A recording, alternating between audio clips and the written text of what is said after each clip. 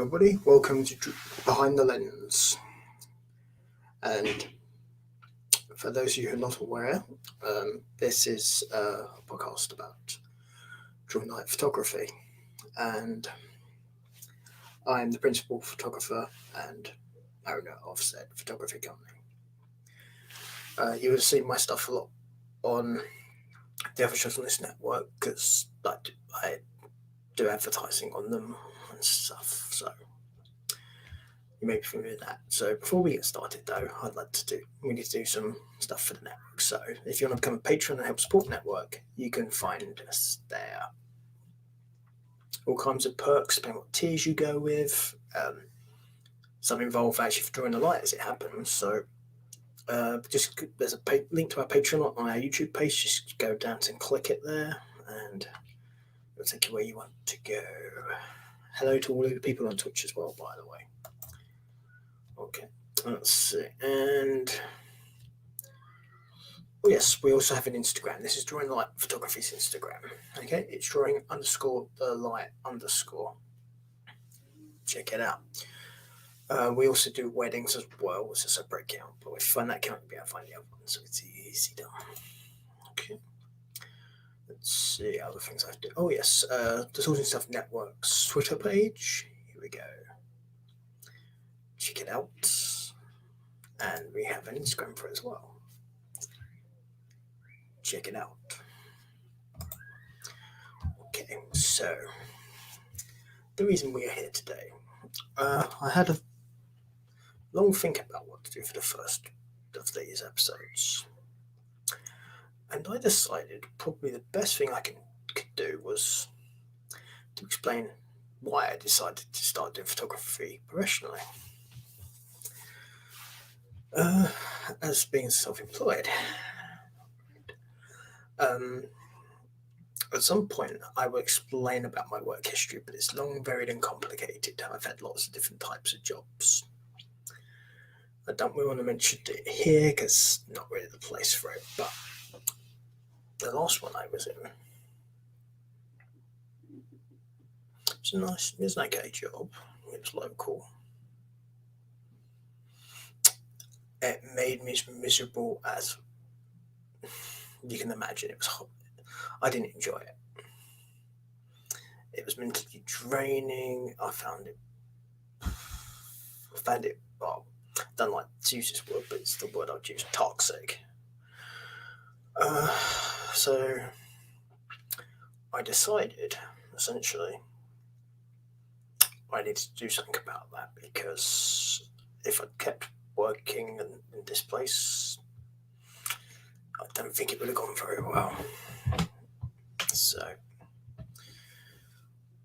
I had a long think, wondering what could I do as far as a job goes. Obviously, you do the normal things that most people do, so you look around for other jobs, stuff like that.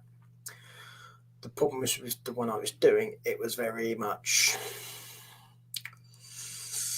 the hours were not productive for such things.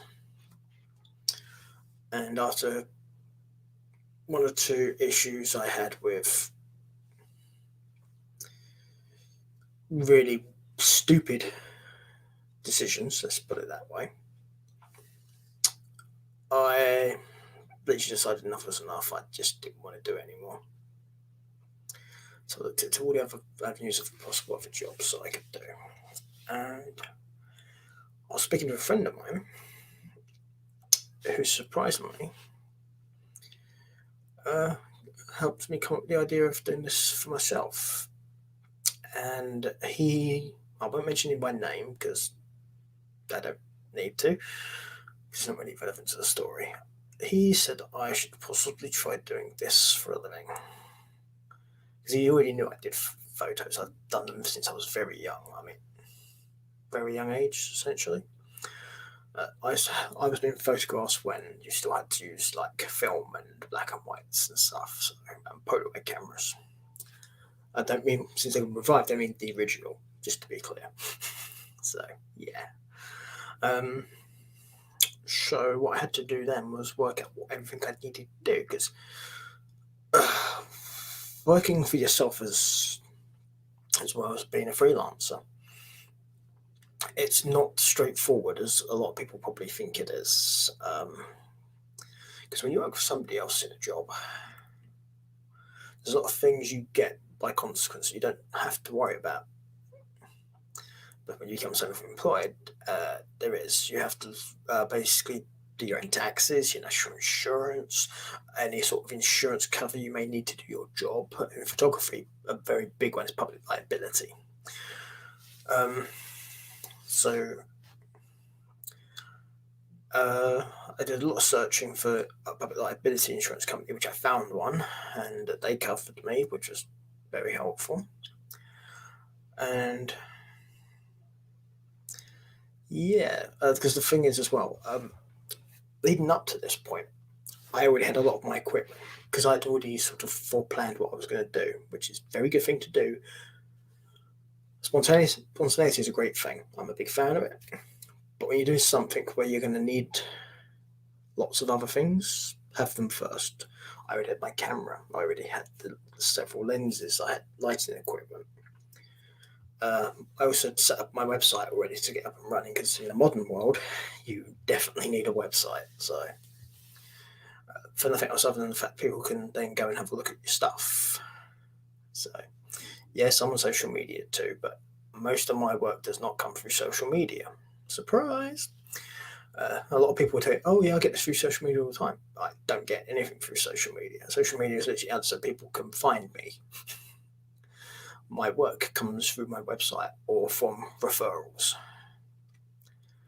And there's a couple of wedding vendors who put stuff my way as well, because I mainly do weddings and events usually. I've also done fashion shows, London Fashion Week, African Fashion Week, Modest Fashion Week, the National Indian Wedding Show. I've done a lot of stuff. But when you go into something like this, you have to look at every aspect. It's not just, oh, I get to take pictures, it's fun. No, you need to be able to take those pictures, edit those pictures, be able to have a way to send those pictures to your clients. That's a big one. Without them looking like crap at the other end, because you don't want that. So I've found all those out. Website thing, I'm fairly tech minded, so that was actually fairly straightforward, fortunately, which is a relief. Let's see. And then, of course, it was going out looking for the jobs, because when you first start out, you can't just assume stuff will come to you. You have to also go looking for it. So I went to various sources and stuff came rolling. In fact, the very first job I got was for London Fashion Week. As a professional photographer, my first job was London Fashion Week, which it still makes me smile because it's brilliant. It's a great start. Also, doing a job like this, you can't really be closed-minded to any potential opportunities as well. I've done things and seen things doing this job which I doubt you'd see otherwise.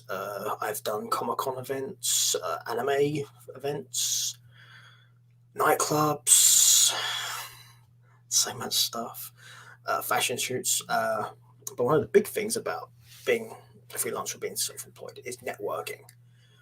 My God, you need to do this. It's an important thing, and it's a valuable thing too. But here's the thing, guys. Okay, I'll let you know a little secret. By nature, I'm an introvert.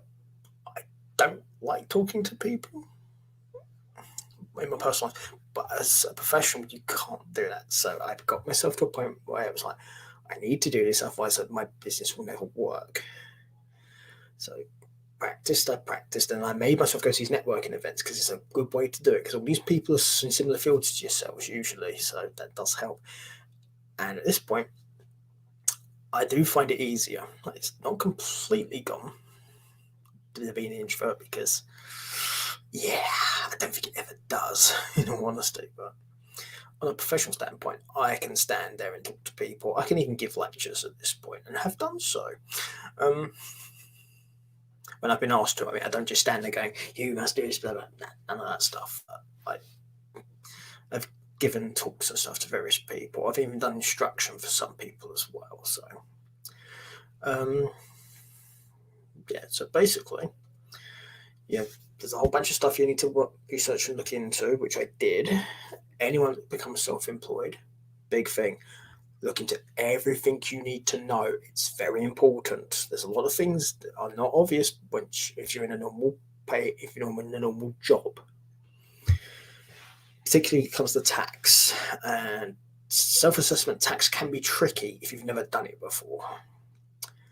I was fortunate in that regard because one of my previous jobs, I won't say what it was, but be honest, how much relevant. I did payroll, so I had already had experience dealing with working out tax because it's part of the payroll. So when it comes to doing self-assessed tax returns, it was a lot easier for me because I had done payroll, so it made it easy. It's not the most straightforward thing in the world, but it's the UK government websites. They're not very good, in all honesty, but I can do it. I can send them, and it works. As long as it works at the end of the day, that's what matters. Would I prefer to be better? Yes. Does it matter? But as long as it works, I'm perfectly happy with it. But make sure you've got the right equipment, all the different things you may need for different situations, scenarios. Insurance, definitely the insurance. For me, it's public liability, and also there's indemnity, which can be very important for some people, depending on what you're doing. Because indemnity covers you if somebody has an issue with your work, the work you've done for them. So if somebody tries taking you to court, suing you, indemnity helps cover you. It's an insurance thing as well. So, but yeah, it depends what kind of industry you're in as to whether you need that or not. Let's see. Is there anything else major I need to talk about as far as that goes? It's been a journey of several years at this point, and it's an ongoing journey. It's still going.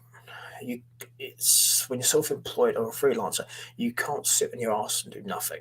You always have to be doing something, whether it's your websites, your tech stuff, networking, whatever. Obviously, at the moment with COVID going on around the world, that did make that harder. But a lot of people are doing virtual events, which it's something, but don't get me wrong, it's not the same. It's a very different thing being in a room with people and talking to them than it is virtually. Because if you talk to somebody networking virtually, you don't get the same rapport because you miss out on things. Particularly, like for example, if it's something like this, you can't see body language, and body language is very important when you're talking to somebody about business. So, but yeah, it is better than nothing. Don't get me wrong, but I would personally, I can't wait until these networking events go back to actual in rooms in person. It won't be till at least July, I would guess, because of the, but at least in the UK, because of the COVID standard stuff. Because we're coming out the steps gradually. We've actually just hit one yesterday. We've got a couple more to go. We've got one in April, one in May, and then the last is in June. So we'll see what happens. But it also, as an issue, did sort of cause a problem with getting bookings for weddings and events because obviously that's my main field, and obviously COVID really screwed that stuff up. But there's a lot of people out there who are now looking for stuff, and they've come. I've quoted. I'm waiting to hear back from most of them, in all honesty. So we'll see what happens. Also started doing distance shoots, social distance photo shoots as well. Safely, of course. Yeah, basically, I'm doing stuff I'm allowed to do at this point. There's still things, obviously, I can't do because I'm not allowed to do indoor events and stuff, which does affect things like nightclubs and film premieres because I've done those too. And probably fashion shows at this point. But I think possibly by the end of the year, possibly September, because that's when the next fashion week is, London Fashion Week. We may have actual shows you can go to, as opposed to the ones that happened earlier in the year, which was pretty much a wet squib in all honesty, because it was all done online and it's okay, but it does work so much better in person because there's so many things you can do in person that you just cannot do online. It's as simple as that. As a business, you need to be able to be present in person and not just a virtual or an online person. So let's see. But yeah, that's the main thing. Is essentially you have to be driven. You can't be lazy. You have to want to get off your backside every single day, get out of bed, don't just sit there in bed or have a cup of coffee. I mean, if you can do your job that way and make money that way, then great. But most people can't if you're a freelancer. So you have to get up and do something. And yeah, it's the best thing you can do is you have to be driven, motivated. Me, I can't stay in bed once I wake, I wake. So that part was easy for me, but for other people, it's not so easy. But if you want to be a freelancer or work for yourself as a self-employed, you need to be able to motivate yourself. It's very important. And I think it's the thing most people have the most issues with is motivating themselves. I didn't have that issue because I'd reached a point with working for other people. I didn't want to do it anymore. I don't want a boss again in my life. I really don't, because I don't think I could deal with it at this point. I don't want doing freelance work because you just work collaboratively with people, and that's the difference. It's a collaboration. If you work for if you work for an employer, it's not collaborative. They are basically bossing you around. That I didn't like that. I don't enjoy it. A collaborative experience I find much more rewarding, much more pleasurable. So, by consequence, now, of course, I work as a photographer, and I deal with multiple different types of people: models, brides, grooms, babies, mums, children, and you have to have a rapport with all of them. But the difference being is they're happy to see you. They're not going to try and boss you around. They're going to ask you, "Can you do this? Can you do that?" And it's part of the job. You just tell them, "I can" or "I can't." But they want you to be there. They're open. They're open to me being there. They're open to what I have to say. They value me, and being valued for what you do is very important. I can't stress how important this is. Feeling valued is immense as a person or as a worker. These are big things, and also much more healthy for you in every aspect of your life. So, but weirdly enough, as I said, I literally got my first actual professional thing for the very first thing. The first people contact me. I was very lucky. But it wasn't easy afterwards. You still have to go out and look for staff. Once you build a reputation, people will come to you.